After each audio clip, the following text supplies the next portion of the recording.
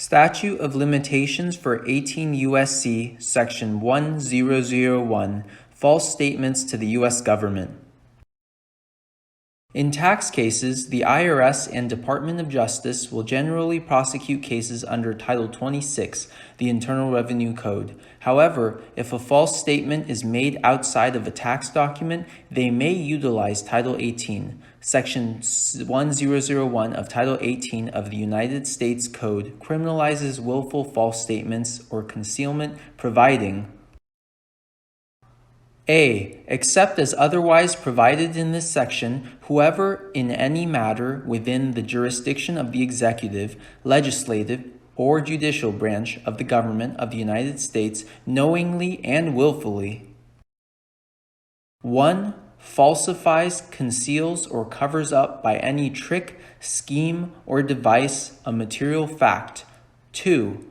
Makes any materially false, fictitious, or fraudulent statement or representation, or 3. Makes or uses any false writing or document knowing the same to contain any materially false, fictitious, or fraudulent statement or entry shall be fined under this title, imprisoned not more than 5 years, or, if the offense involves international or domestic terrorism, as defined in Section 2331, imprison not more than 8 years, or both.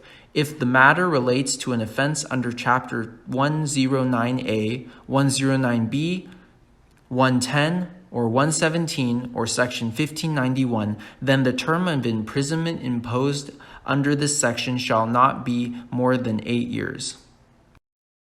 One of the reasons prosecutors often prefer Title 26 criminal statutes is that the limitation period for prosecution is 6 years. The statute of limitations for bringing charges under 18 U.S.C. Section 1001 is set by 18 U.S.C. Sections 3263 at only 5 years. The statute of limitations begins to run when the crime is complete. United States v. Smith. Under 18 U.S.C. Sections 1001, the crime is complete when the false statement is submitted or mailed to an agent or agency of the federal government, regardless of whether it is received or relied upon. United States v. Heathcock. This is the pertinent moment the limitations period commences due to the statute's use of the words in any matter within the jurisdiction of the executive, legislative, or judicial branch of the government, as it does not fall into the jurisdiction of the federal government until it is submitted to a federal agency. See United States v. Lutz.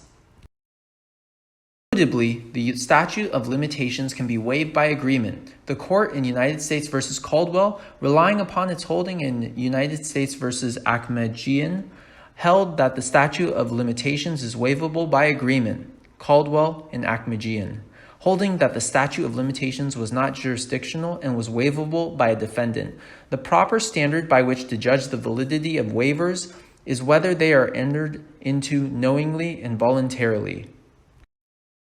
Applying this standard, courts suggest that when an express agreement was entered into for the benefit of the defendant, for example, in hopes that further inquiry will lead to no indictment at all, with good faith on the part of the government, the defendant is unable to argue that the agreement was not knowingly or voluntarily entered into, even if the prosecution used that time to strengthen its case. United States v. Del Percio. Caldwell. Further, several courts hold that an agreement to waive the statute of limitations is to be interpreted by applying the same principles applicable to other contracts. See United States v. Specter, applying the principles of estoppel. United States v. Richards. The Sixth Circuit has held, in addition, that the waiver must expressly waive the statute of limitations, not implied as a necessary part of another agreement. See United States v. Crossley, following Benez v. United States. But see United States v. Doyle. A plea of guilty implicitly waives a statute of limitations defense for that crime. Daniel W. Layton, the author of this post, is a former IRS trial attorney and former federal prosecutor who is tasked with handling criminal tax prosecutions and civil litigation, including tax refund suits, lien enforcement, and foreclosures.